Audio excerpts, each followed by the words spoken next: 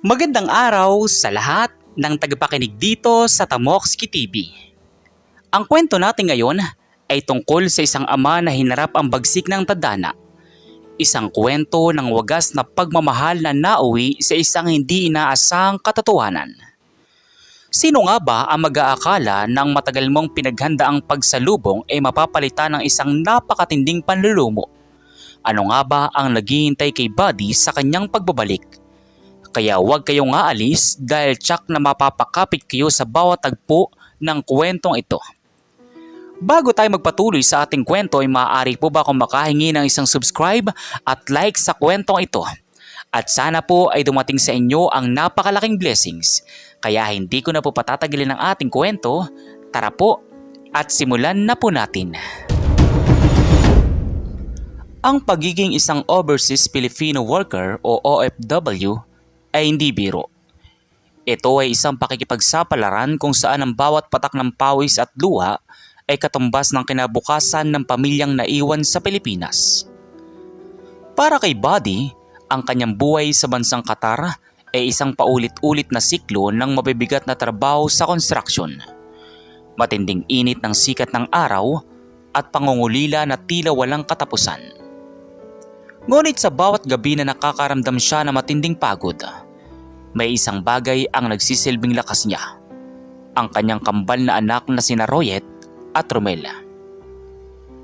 12 taong gulang na ang kambal. Mga batang nasa yugto ng paglaki kung saan kailangan ng gabay ng isang ama. Mas doble ang sakripisyo ni Buddy dahil 5 taon na ang nakalilipas nang lisanin sila ng kanyang asawa. Iniwan sila nito para sumama sa ibang lalaki. Kaya naman si Buddy ang nagpasa ng responsibilidad bilang ama at ina. Upang masigurong ligtas at maayos ang kambal habang nasa ibayong dagat siya, ipinagkatiwala niya ang mga ito sa kanyang tiyahin na si Aling Soleng, kasama ang pinsan niyang si Gardo sa kanilang probinsya sa Laguna. Buwan-buwan ay nagpapadala si Buddy ng sapat na salapi para sa pag-aaral at pagkain ng mga bata. Maging ang panggastos ni na Ate Soling ay sinasalo niya. Araw ng Biyernes, habang hawak ang kanyang cellphone sa loob ng barracks, kabidyo call ni Buddy ang kanyang kambal. "Papa, kailan ka ba talaga uuwi? Sabi mo nung nakaraang birthday namin susubukan mo. Malapit na naman ang moving up ceremony namin sa grade 6. Baka pwedeng ikaw naman ang magsabit ng medalya ko."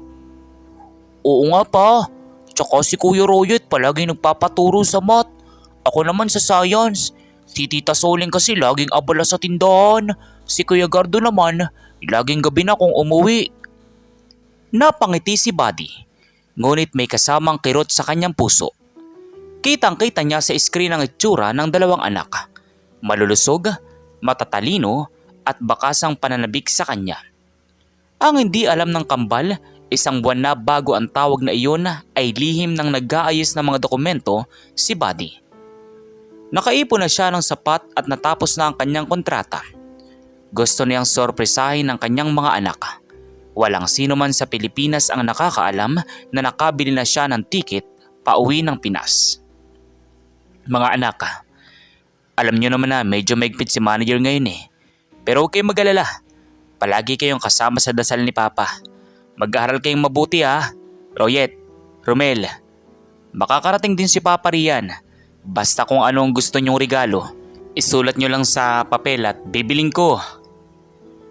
"Wala naman kaming ibang gustong regalo pa, kundi ikaw lang." "Sige po, maghahanda lang kami para sa hapunan. Mag-iingat ka palagi riyan, Papa. Mahal ka namin." Nang maputol ang tawag, huminga ng malalim si Buddy. Tiningnan niya ang kanyang maleta na nakahanda na sa tabi ng kanyang kama. Ang petsa ng kanyang flight ay sa susunod na Martes. Ang plano niya, diretso siya sa kanilang bayan nang hindi tumatawag o nagpapadala ng mensahe. Gusto niyang makita ang mukha ng kanyang kambal kapag bigla siyang sumulpot sa pintuan ng kanilang bahay, dala ang mga tsokolate, laruan at mga bagong damit na matagal na nilang hinihiling. Lumipas ang mga araw na tila mausad pagong para kay Buddy. ang bawat oras sa airport ng Doha hanggang sa paglapag ng eroplano sa Ninoy Aquino International Airport sa Maynila ay punong-puno ng pananabik. Pagkababa ng eroplano, ramdam na ramdam ni Buddy ang hanging Pilipinas. Bit-bit ang dalawang malaking balikbayan box at isang maleta. Sumakay siya ng taxi patungo sa terminal ng bus sa biyaheng Laguna. Habang nasa biyahe, nakatingin si Buddy sa bintana ng bus. Pinagmamasdan niya ang mga pamilyar na tanawin. Naisip niya ang kanyang asawa na nagtaksil sa kanya. Ngunit mabilis niyang iwinaksi ang isipang iyon. Hindi na mahalaga ang nakaraan. Ang mahalaga ngayon ay ang kanyang dalawang anak. Sila ang dahilan kung bakit siya bumabangon sa araw-araw. Inisip niya kung gaano na kaya katangkad sina Royet at Romel. Siguradong magugulat ang mga ito kapag nakita na siya. Samantala, hapon na makarating ang bus sa terminal sa Laguna. Sumakay agad si Buddy ng tricycle patungo sa kanilang barangay sa sitio Mainhin. Habang papalapit ang tricycle sa kanilang kanto, napansin ni Buddy na tila tahimik ang paligid. Ang mga kapitbahay na dati ay nagkakantahan o nagkukwentuhan sa tapat ng tindahan ay tila may kakaibang tingin sa kanya nang madaan ng tricycle. Ang ilan ay nagbubulungan, ang iba naman ay umiiwas ng tingin. Napakunot ang noo ni Buddy. Nakaramdam siya ng kaunting kaba, ngunit pinalis niya ito. Iniisip niya na baka nagulat lang ang mga kapitbahay na bigla siyang umuwi nang walang balita. Pumarada ang tricycle sa tapat ng kanilang lumang gate. Pagkababa ni Buddy, binuhat niya ang kanyang mga bagahe. Ang bahay nila ay may maliit na bakuran. Napansin niya na bukas ang pintuan ng bahay, ngunit walang ingay ng telebisyon o tawanan ng magkapatid. Ang tanging naririnig niya ay ang marang kaluskos na mga dahon sa bakuran at ang mahinang tunog ng radyo mula sa di kalayuan. Royet! Romel! Nandito na si Papa! Surprise! Binitawan ni Buddy ang kanyang mga hawak na bagahe at mabilis na pumasok sa loob ng sala. Inaasahan niyang makikita ang kanyang dalawang anak na tatakbo patungo sa kanya para yumakap ng mahigpit. Inaasahan niyang maririnig ang hiyawan ng kagalakan ng kambal. Ngunit pagakbang niya sa loob ng sala, tila huminto ang ikot ng mundo ni Buddy. Ang lamig ng hangin sa loob ng bahay ay tila pumasok sa kanyang mga buto. Walang sumalubong sa kanya. Walang humiyaw sa tuwa. Sa gitna ng kanilang maliit na sala, nakalatag ang mga puting tela. May mga bulaklak na nakapaligid at may amoy ng kandila na umahalo sa hangin. At doon, sa mismong sentro ng silid, ay may nakalagay na isang mahabang puting kabaong. Nalaglag ang puso ni Buddy. Ang kanyang tuhod ay biglang nanghina. Dahilan upang mapalood siya sa sahig. Ang kanyang paningin ay nagdilim sandali habang ang kanyang utak ay pilit na tinatanggihan ang nakikita ng kanyang dalawang mata. Hindi ito maaari. Isang buwan lang ang nakalipas, kausap niya ang kanyang malusog na anak. Masaya silang nagpaplano para sa moving up ceremony, pero bakit ngayon isang kabaong ang sumasalubong sa kanyang pagbabalik? Hindi maaari. Royet, Romel, nasan kayo? Sinong nasa loob niyan? Sa sandaling iyon, lumabas mula sa kusina si Aling Soling. Mugto ang mga mata nito. Maitim ang ilalim ng mga mata na tila ilang araw nang hindi natutulog at nakasuot ng itim na damit. Nang makita niya si Buddy na nakaluhod sa sahig habang umiiyak, bigla itong napagulgol at napatakip sa kanyang muka. Buddy, Diyos ko, Buddy, bakit ngayon ka lang napauwi? Bakit hindi ka nagsabi? Tia Soling, anong nangyari rito? Sinong nasa loob ng kabaong na iyan? Sagutin mo ako. Nasaan ang mga anak ko? Dahan-dahang itinuon ni Aling Soling ang kanyang nanginginig na daliri patungo sa kabaong. Sa tindi ng kaba at takot, humakbang si Buddy papalapit sa salamin ng kabaong. Ang bawat takbang ay tila may bigat ng 1,000 tonelada. At nang makadungaw siya sa loob, Nakita niya ang mukha ng isa sa kanyang kambal. Ang bata ay maputla, nakasuot ng formal na barong at payapang natutulog magpakailanman. Ngunit ang mas nagdulot ng matinding kilabot at kalituan kay Buddy ay ang katotohanang isa lang ang kabaong sa sala. Kung ang isa sa kanyang kambal ay pumanaw na, nasaan ang isa pa? At ano nga ba ang totoong dahilan ng trahedyang ito na naganap habang siya ay nasa malayo? Ang agulgol ni Buddy ay umalingaw-ngaw sa buong kabahayan ng pamilya sa sitio Mainhin. Ang kanyang dalawang kamay ay nakatampal sa salamin ng kabaong habang nakatitig sa mukha ng kanyang anak. Ito ay si Romel, ang bunsong kambal na mahilig sa science, ang batang masayahin na huling kausap niya sa video call na nagpapaturo patungkol sa kanyang mga aralin. Ngayong nakahiga ito sa loob ng kabaong, tila ba pinipiraso ang puso ni Buddy. Romel, anak, bakit? Paanong nangyari ito? Gumising ka riyan, anak. Nandito na si Papa. May dala akong laruan. May mga tsokolate na para sa inyo. Di ba gusto mo ng bagong sapatos? Bakit nandyan ka? Humarap si Buddy kay Aling Soleng na nooy nakatayo sa gilid. Patuloy pa ring umiiyak at tila hindi makatingin ng diretso sa kanyang mga mata. Ang galit at labis na kalituhan ay nagsimulang mamuo sa dibdib ng nagdadalamhating ama. Tia Soling, ipaliwanag mo sa akin. Isang buwan lang ang nakalipas nung huli kami mag-usap. Walang sakit ang anak ko. Malasog si Romel. Anong nangyari sa kanya? At nasaan si Royet? Nasaan ang kapatid niya? Buddy, patawarin mo kami. Hindi namin ginusto ang nangyari. Si Romel, bigla na lang siyang nilagnat ng napakataas nung nakaraang linggo. Sabi ng doktor sa bayan, dahil daw sa malalang impeksyon, hindi na kinaya ng kanyang katawan. Binawian siya ng buhay, 3 araw lang ang nakakalipas. Impeksyon? Paanong magkaka-impeksyon ng bata ng ganoong kabilis na hindi nyo man lang ipinapaalam sa akin? Nagpapadala ako ng pera buwan-buwan. Sapat ang perang ipinapadala ko para sa pagkain at pagpapagamot kung sakaling magkasakit sila. Bakit hindi nyo sinabi sa akin habang nasa ospital siya? Ano kasi, Buddy? Ayaw ka naming maistorbo sa trabaho mo riyan sa Qatar. Alam naming baka mag-alala ka at mawala ng focus sa construction. Tsaka mabilis talaga ang pangyayari. Hindi namin namalayan. Anong ayaw may istorbo? Ano ko nakataya rito? Tia Soling, anak ko yan. At nasan si Royet? Bakit wala siya rito sa tabi ng kapatid niya? Bago pa man makasagot si Aling Soleng, bumukas ang pinto sa likod ng kusina. Pumasok ang pinsan ni Buddy na si Gardo. May bitbit itong plastik ng tinapay at kape para sa mga nakikiramay. Nang makita niya si Buddy, natigilan siya sa may pintuan.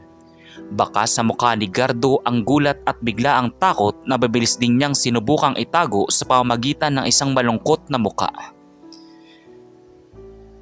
Insan Buddy, nandito ka na pala. Nakikiramay ako, Insan.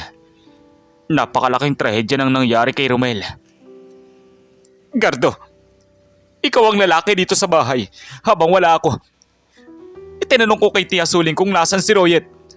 Bakit hindi niyo sinasabi sa akin kung nasan ang isa ko pang anak? Insan, uminahon ka muna.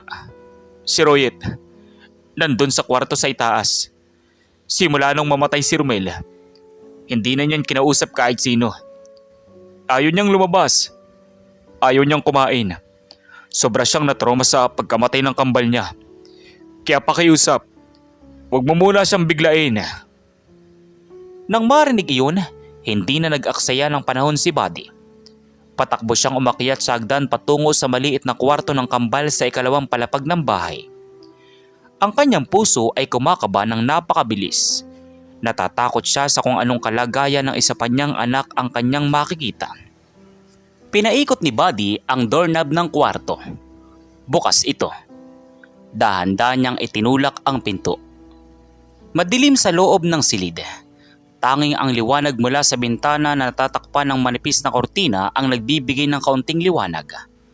Doon sa sulok ng kama, nakita niya ang isang maliit na figura.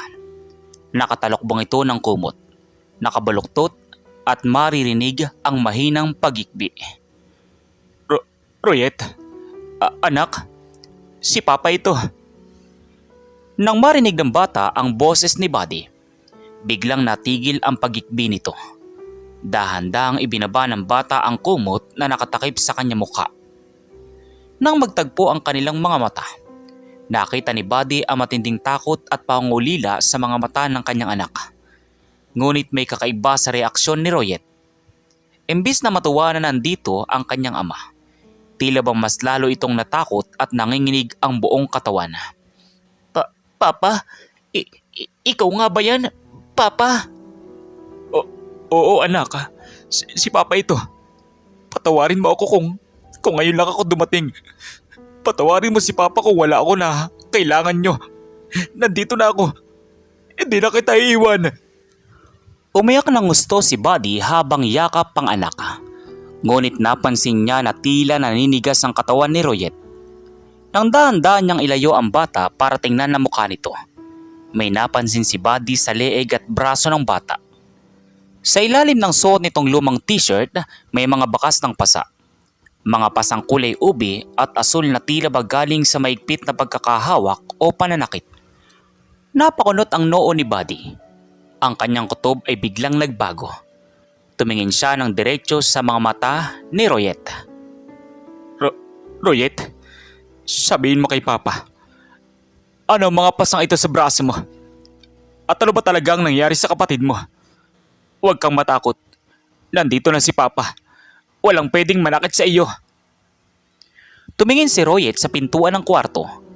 Tila sinisigurado kung may nakikinig sa labas. Lumingon siyang muli kay Buddy at sa pagkakataong ito, ang mga luwang pumatak sa kanyang mga mata ay hindi lang dahil sa lungkot, kundi dahil sa matinding lihim na kanyang iniingatan. Papa, hindi totoong nagkasakit si Romel. Huwag kang maniniwala kay Tita Soling at Kuya Gardo. Si Romel ay... Ngunit bago pa matapos ni Royet ang kanyang sasabihin, biglang bumukas ng malakas ang pinto ng kwarto. Nakatayo roon si Gardo. May hawak ng baso ng tubig at may kakaibang ngiti sa kanyang mga labi na hindi umaabot sa kanyang mga mata. Ano nga ba ang totoong nangyayari kay Romel? At ano ang kinalaman ni Aling Soling at Gardo sa trahedyang ito? Bakit tila takot na takot si Royet na magsalita sa harap ng kanyang sariling kamag-anak? Ang biglaang pagpasok ni Gardo sa kwarto ay tila nagpabagsak ng isang mabigat na pader sa katahimikan sa pagitan ni Buddy at Royet. Mabilis na ibinaba ni Royet ang kanyang manggas upang itago ang mga pasa at muling napayuko. Nanginginig ang buong katawan. Lumapit si Gardo na may hawak na baso ng tubig. Ngunit ang kanyang mga mata ay matalas na nakatitig sa dalawa. Insan Buddy, ito muna. Uminom ka muna ng tubig. Alam kong pagod ka sa biyahe at shock sa nalaman mo. Baka kung ano pang masabi ng bata sa iyo. Alam mo naman yan, medyo nagdedeliriyo na rin dahil sa lungkot simula nung mawala ang kambal niya. Salamat, Gardo. Pero maayos naman ang pag-uusap namin ng anak ko. Gusto ko lang muna mapag-isa. Kasama si Royet. Ganun ba? Sige. Pero papabain mo na rin si Royet mamaya para kumain. Ilang araw na kasing matigas ang ulo. Ayaw sumunod sa amin ang nanay Soling mo. Kami na nga nag-aalaga. Parang napakasama pa namin. May tono ng pananakot sa boses ni Gardo na hindi nakaligtas sa pandinig ni Buddy. Nang lumabas si Gardo at isara ang pinto, lalong naging alerto si Buddy. Hindi siya tanga. Ang 5 taon niya sa abroad ay nagturo sa kanya na magbasa ng kinikilos ng mga tao. May hindi tama sa bahay na ito. Tumingin siya ulit kay Royet. Ngunit ang bata ay tila napasara na ang bibig dahil sa takot. Royet, Makinig ka kay Papa. May kukunin lang si Papa sa ibaba. Huwag ka matatakot. Walang pwedeng manakit sa iyo. Habang nandito ako, babalik ako agad. Bumaba si Buddy sa sala kung saan naroon ang kabaong ni Romel. Nakita niya si Aling Soling na abala sa pag-aayos ng mga bulaklak. Habang si Gardo naman ay nasa labas. May kausap sa cellphone at tila balisa. Nagkunwari si Buddy na kukuha ng gamit sa kanyang balikbayan box. Ngunit ang totoo, pinalilibutan niya ang kanyang paningin sa paligid. Napansin niya ang isang bagay sa ibabaw ng lumang cabinet malapit sa kusina. Ang mga resibo ng perang ipinapadala niya buwan-buwan. Dahan-dahan niyang nilapitan ito habang nakatalikod si Aling Soling. Nang tingnan niya ang mga huling resibo ng remittance, napansin niyang pinalitan ng pangalan ng tumatanggap. Hindi na kay Aling Soling kundi direkta na kay Gardo. Ngunit hindi lang yon. May nakita siyang isang maliit na notebook sa tabi ng mga resibo. Binuklat niya ito ng mabilis. Doon ay nakasulat ang mga listahan ng utang. Mga utang sa patubuan, mga utang sa online gambling o sugal sa online at ang nakasulat na pangalan ng may utang. Gardo. Ang halaga ay umabot sa daang-daang libong piso. Kumaba ng malakas ang dibdib ni Buddy. Nagsimula nang magtagpi-tagpi ang mga hinala sa kanyang isip. Ang perang ay pinapadala niya para sa pagkain at pag-aaral ng kambal ay mukhang hindi napupunta sa mga bata. Kaya ba mukhang payat si Ruyet? Kaya ba may mga pasa ito? Gabi na nang magsidatingan ang ilang kapitbahay para makiramay. Habang abala sina Aling Soling sa pag-aasikaso ng kape. Lumabas muna si Buddy sa may bakuran para magpahangin. Doon ay nakita niya ang isang matandang kapitbahay, si Aling Marta, na matagal na niyang kilala. Nakaupo ito sa tapat ng katabing bahay, tila nag-aabang sa kanya. Bade, mabuti naman at nakauwi ka. Nako, kabag-habag ang nangyari sa mga anak mo. Aling Marta, pakiusap. Sabihin niyo sa akin ang totoo. Ano po ba talaga ang nangyari rito habang wala ako? Sabi ni Tia Soling, nilagnat lang daw si Romel at may infeksyon. Nako Bade, huwag kang maingay. Baka marinig ako ni Gardo. Napaka-violente ng batang iyan kapag natatalo sa sugal. Walang impeksyon si Romel. Noong nakaraang linggo, gabi noon, narinig namin ang malalakas na kalabog at iyawan sa loob ng bahay ninyo. Ang balita rito sa kapitbahay, kinuha ni Gardo ang perang ipinapadala mo na dapat ay para sa tuition ng dalawa. Hinarang siya ng kambal dahil pambayad daw yun sa eskwela. At anong ginawa ni Gardo, Aling Marta? Nagalit si Gardo dahil pinahiya siya ng mga bata. Pinagbubuhatan niya ng kamay ang kambal.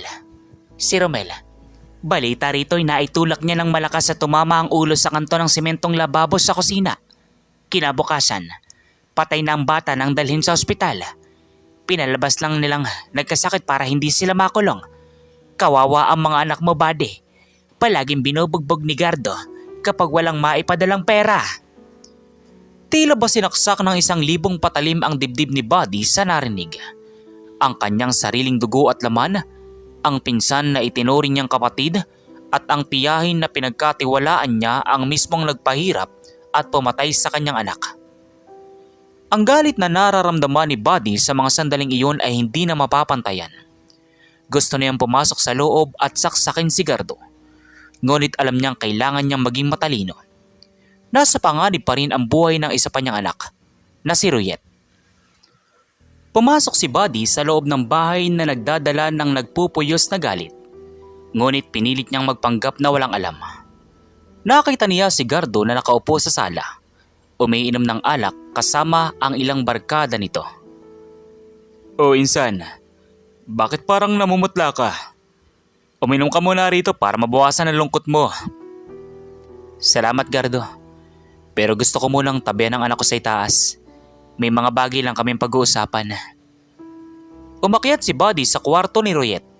Sa pagkakataong ito, nilakasan na niya ang kanyang loob. Sinigurado niyang nakalak ang pinto. Naupo siya sa tabi ng anak at tinawakan ang magkabilang balikat nito. Ruyet, alam na ni Papa ang lahat. Sinabi sa akin ng kapitbahay. Si Kuya Gardo mong may gawa nito kay Romel, hindi ba? Nang marinig yun ni Royet, tuluyan ang bumuhos ang kanyang tangis. Tumango siya ng paulit-ulit habang nakayakap sa kanyang ama. Opo, Papa. Si Kuya Gardo. Gabi-gabi kaming sinasaktan kapag natatalo siya sa sugal. Nung gabing yun, kinuha niyo yung perang pinapadala mo para sa moving up namin. Pinigilan siya ni Romel. Kaya sinipa siya ni Kuya Gardo. Tumama ang ulo ni Romel sa simento. Papa, maraming dugo. Sabi ni Tita Soling, wag daw ako magsusumbong sa iyo kundi ako naman ang papatayin nila. Nangangatog sa galit ang buong katawan ni Buddy. Ngunit habang yakap niya si Royet, may napansin siyang kakaiba. Ang tibok ng puso ng anak na si Royet ay tila napakabilis at may kakaiba sa boses nito habang nagsasalita. Isang tono na tila ba hindi kay Royet, kundi pamilyar na pamilyar sa isa pa niyang anak. Ngunit bago pa makapagsalita si Buddy, nakarinig sila ng mabibigat na yabag ng paa na paakyat sa hagdan. Ang doorknob ng kwarto ay nagsimulang pinalo at niyanig mula sa labas. Buddy, buksan mo itong pinto. Ano pinagsasabi mo sa mga kapitbahay? Buksan mo ito. Kung hindi, gigibain ko ito. Paanay pagtatanggol ni Buddy ang kanyang sarili at ang kanyang anak laban sa nagngangalit na si Gardo? At ano ang malaking twist na unti-unting mabubunyag tungkol sa pagkakakilanlan ng batang kasama ni Buddy sa kwarto?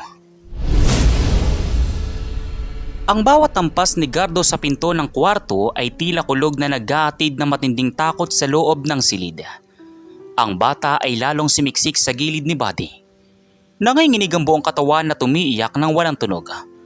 Ngunit si Buddy, sa halip na matakot, ay naramdaman ang pag-akyat ng labis na tapang. Ang takot na naramdaman niya kanina ay tuluyan ng napalitan ng nagpupuyos na galit ng isang amang pinagnakawan ng buhay ng kanyang anak.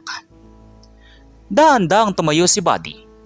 Inilagay niya ang kanyang daliri sa kanyang labi para sinyasan ng bata na manahimik. Lumapit siya sa pinto.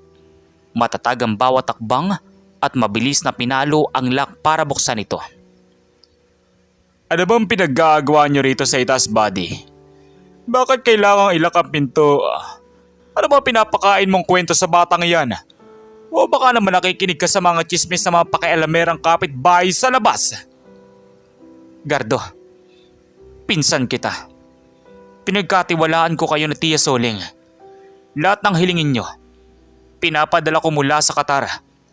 Pero bakit ganito ang dinatnan ko? Bakit kailangan matapos ang buhay ng anak ko sa ganitong paraan? Anong paraan bang sinasabi mo? Sinabi na nga sa iyo ni nanay, nilagdat ang bata. Kung ano-anong kabaliwan ang pinaniniwalaan mo riyan. Yung mga kapitbahay natin, inggit lang ang mga yan dahil malaki ang pinapadala mo buwan-buwan. Huwag mo akong madaan sa tawag, Gardo. Nakita kong listahan ng mga utang mo. Nakita ko mga pasa sa braso ng anak ko. At alam kong ginawa mo kay Romel nung gabing yun. Pumatay ka ng bata, Gardo. Pumatay ka ng sarili mong pamangkin. Nang marinig yun ni Gardo, biglang nawala ang ngiti sa kanyang muka. Napalitan ito ng isang madilim at mapanganib na ekspresyon. Itinaas niya ang botelya ng alak na tila ba handa itong hiyampas kay Buddy anumang oras. Sa ibaba naman ng hagdan, narinig ni na Buddy ang mabilis na yabag ni Aling Soling na umaakyat din. Mukhang natatakot sa kung ano ang pwedeng mangyari. Gardo, Buddy, ano ba kayong dalawa? Tigilan nyo yan. May patay tayo sa ibaba. Baka kung ano pang isipin ng mga nakikirami sa labas. Buddy, pakiusap. Huwag kang makinig sa mga kwento ng iba. Tia Soling, kinukonsinti mong hayop mong anak. Hinayaan mo mamatay ang apo mo sa tuhod nang dahil lang sa pera at sugal. Huwag kayong mag-alala. Hindi ko kayo papatayin dito. Ang batas ang magpaparusa sa inyo. Ngayong gabi rin, tatawagan ko ang mga pulis. Nang marinig ni Gardo ang salitang pulis, tila ba tuluyan nang nawala ang kanyang katinuan dahil sa takot na makulong. Itinaas niya ang kanyang kamay at marahas na itinulak si Buddy. Dahil sa hindi handa, napasandal si Buddy sa kabinet. Dahilan upang malaglag ang ilang lumang gamit sa sahig. Walang tatawag ng pulis dito. Walang aalis sa bahay na ito. Kung gusto mong makasama ang anak mo, buddy, baka gusto mong isunod ko na kayo ng batang yan. Akmang susugod si Gardo para saktan si Buddy nang biglang humarang ang bata sa gitna. Lumundag ito mula sa kama at niyakap ang baywang ni Gardo habang umiiyak ng malakas. Kuya Gardo, wag! Pakiusap! Wag mo nang saktan si Papa! Ako na lang ulit ang saktan mo! Wag lang si Papa! Sa tindi ng galit ni Gardo, malakas niyang itinatwa at itinulak ang bata. Dahilan upang mapapo ito sa sahig at tumama ang siko sa gilid ng kama. Sa pagkakataong iyon, hindi na nakapagpigil si Buddy. Ang dugo ng isang ama ay tuluyan ng nag-init. Sinunggaban niya si Gardo. Sinuntok ito ng napakalakas sa panga. Dahilan upang mabitawan ito ang botelya at mapahandusay sa sahig ng pasilyo. Binuhat agad ni Buddy ang bata at mabilis na tumakbo pababa ng hagdan. Lampas sa kabaong sa sala at lumabas sa bakuran kung saan nagkakagulo na ang mga kapitbahay dahil sa naririnig na ingay. Tulungan niyo kami. Tawagin niyo mga barangay at pulis. Pinatay ni Gardo ang anak ko. Dahil sa takot na kuyugi ng mga kapitbahay na matagal nang mahinala, hindi na nagawang habulin ni Gardo sina Buddy. Mabilis itong tumakbo palabas sa likod bahay para tumakas, kasama si Aling Soling na tuluyan ng natataranta. Makalipas ang kalating oras, dumating ang mga otoridad at dinala sina Buddy at ang bata sa ligtas na lugar sa presinto upang kunin ang kanilang pahayag. Doon, sa loob ng opisina ng mga pulis, habang binibigyan ng mainit na tsaa ang bata, nakaupo si Buddy sa tabi nito. Patuloy na hinahaplos ang likod ng kanyang anak. Ngunit habang nagpapakalma ang sitwasyon, ang isip ni Buddy ay bumalik sa isang napakalaking detalye. Isang bagay na napansin niya habang nasa gitna sila ng kaguluhan sa kwarto. Tiningnan niyang muli ang bata na nakaupo sa tabi niya. Ang batang ito, simula nang pumasok siya sa bahay ay tinatawag ng lahat na Royet. Sina Aling Soling, si Gardo at ang mga kapitbahay, ang alam nila ang natitirang buhay ay si Royet. Ngunit naalala ni Buddy ang isang maliit na marka. Isang peklat sa may kaliwang bahagi ng noo, malapit sa buhok.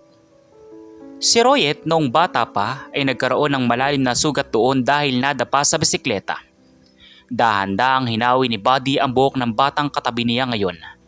At laking gulat niya nang makitang walang peklat doon. Malinis ang noo ng bata. Napakunot ang noo ni Buddy. Ang kanyang puso ay nagsimulang tumibok ng napakabilis sa halo-halong emosyon. Ang batang nasa tabi niya, na buong akala ng lahat ay si Royet, ay may hawak na kakaibang gawi. Ang paraan ng paghawak nito sa braso gamit ang kanang kamay, habang si Royet ay kilalang-kilalang kaliwete o left-handed simula pagkasilang. Humarap si Boyet sa bata, nanginginig ang kanyang boses at bumulong. Anak, tumingin ka kay Papa. Sabihin mo sa akin ang totoo. Sino ka ba talaga? Ikaw ba si Royet? O ikaw si Romel?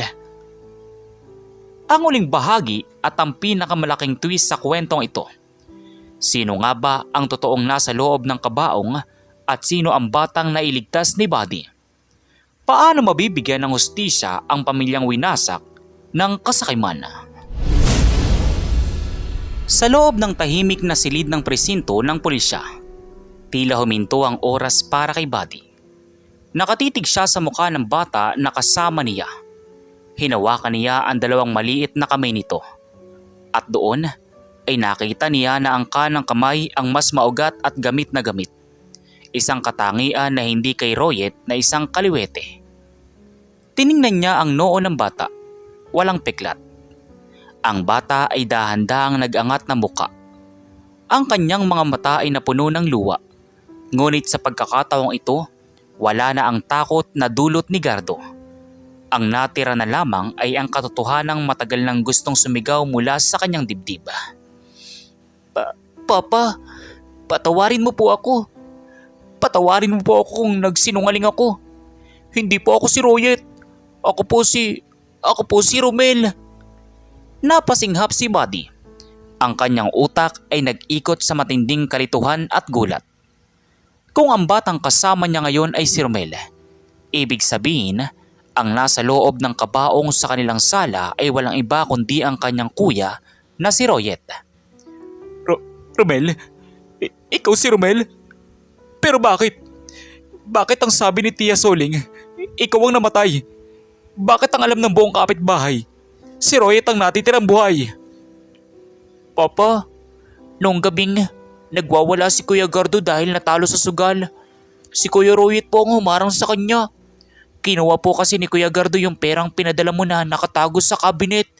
Pinigilan siya ni Kuya Royet. Kaya galit na galit siyang itinulak si Kuya Gardo. Doon po tumama ang ulo ni Kuya Royet sa simentong lababo. Maraming dugo. Nawalan po agad siya ng hininga. Huminga ng malalim si Romel. Pinapahid ang kanyang mga luha habang patuloy na nagkukwento sa kanyang ama na ngayon ay tuluyan ng nadurog ang puso. Natakot po si Tita Soling at Kuya Gardo na makulong. Alam po kasi nila na si Kuya Royet ang paborito ng eskwelahan at palaging nakikita ng mga tao sa labas. Habang ako naman po ay laging nasa loob ng kwarto dahil mahiyain ako. Kaya ang ginawa po nila, pinaligtad nila ang kwento. Sinabi nila sa mga kapitbahay at sa doktor na ako ang namatay dahil sa sakit at ang pinalabas nilang buhay ay si Kuya Royet. Pinilit po nila ako magpanggap na ako si Royet, Papa. Sinabihan nila ako na kapag hindi ko sinunod ang gusto nila, isusunod nila ako kay Kuya at kapag tumawag ka raw po, kailangan kong gayahin ang boses ni Kuya Royet. Napagulgol si Buddy sa tindi ng sakit at galit. Ang kanyang panganay na si Royet, ang batang may pangarap na maging engineer, ang batang nag-aabang sa kanya para magsabit ng medalya ay wala na. At ang mas masakit, binalot ng kasinungalingan ang kanyang pagpanaw upang pagtakpan ng isang krimen. Ang buong akala ni Gardo at Aling Soling ay may tatago nilang katotohanan dahil magkamukha ang kambal. Ngunit hindi nila alam na para sa isang tunay na ama, walang magkambal ang magkapareho sa puso at sa mga maliliit na detalye ng katawan. Hustisya. Bibigyan natin ng hustisya ang Kuya Royet mo, Romel. Hindi aayaan ni Papa na masayang ang buhay ng kapatid mo. Dahil sa opisyal na pahayag ni Romel at sa mga nakitang ebidensya ng pananakit sa kanyang katawan, mabilis na kumilos ang mga pulis. Kinabukasan, sa tulong ng mga impormasyon mula sa mga kapitbahay, natunto ng mga otoridad ang pinagtataguan ni Gardo at Aling Soling sa isang kalapit na bayan. Sinubukan pa ni Gardo na lumaban, ngunit mabilis siyang napasuko ng mga pulis. Sinampahan ng kaukulang kasong homicide at child abuse si Gardo, habang si Aling Soling naman ay kinasuhan bilang accessory to the crime o pagtatakip ng krimen.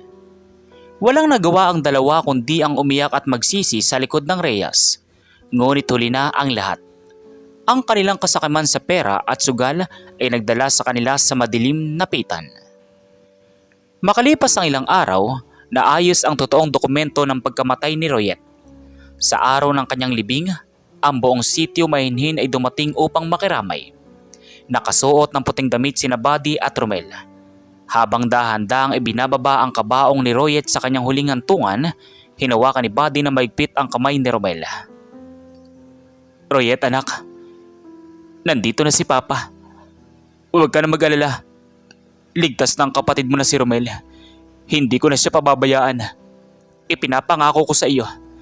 Gagawin ko ang lahat para maging maayos ang kinabukasan niya. Magpahinga ka na, anak. Mahal na mahal ka namin. Kuya, salamat sa pagtatanggol sa akin. Babantayan ko si Papa para sa iyo. Matapos ang libing, nagpasya si Buddy na hindi na muling babalik sa bansang Qatar. Ang perang kanyang naipon sa loob ng 5 taon ay sapat na upang magsimula sila ng maliit na negosyo sa ibang bayan. Isang lugar kung saan malayo sila sa mga alaala ng trahedya, kung saan maaari silang magsimulang muli ni Romel. Isinama na rin niya si Romel sa mga serye ng counseling upang matulungan ang bata na makapagtapos ng pag-aaral at malampasan ang trauma ng nakaraan. Natutunan ni Buddy na ang pinakamalaking kayamanan ng isang tao ay wala sa dami ng perang kinikita sa ibang bansa, kundi nasa bawat segundong kasama mo ang iyong mga mahal sa buhay upang protektahan at gabayan sila. Bagamat kulang na ang kanilang pamilya, ang pagmamahal na naiwan ni Royet ay mananatiling buhay sa puso ni Buddy at Romela habang magkasama nilang hinarap ang isang bagong bukas, puno ng pag-asa at tunay na hustisya. At dito nagtatapos ang ating kwento. At ang aral sa kwentong ito ay ang paalala na ang tunay na kayamanan ng isang magulang ay wala sa perang kinikita sa labas ng bansa, kundi nasa kaligtasan at piling ng kanyang mga anak. Ang sugal at kasakiman ay sumisira ng buhay at pamilya. Nagbubulag ito sa tao upang magtaksil sa mga nagtitiwala. Para sa mga magulang, mahalagang maging mapanuri sa kalagayan ng mga anak kahit nasa malayo. Higit sa lahat, ipinapakita rito na ang katotohanan ay hindi kailanman maitatago ng kasinungalingan. Dahil ang pagmamahal ng isang ama ay laging nakakakita ng hustisya. Kayo, ano pong masasabi nyo sa kwento natin ngayong araw? At kung ano mga aral po ang mga natutunan ninyo? Maaari nyo po bang i-comment dito sa baba sa comment section para muli ko pong mabasa. So once again, inuulit ko pong muli. Ako po si Tamoxki TV. Kita-kita po tayong muli sa mga susunod pa nating maraming mga kwento. Thank you and God bless you all. Peace out.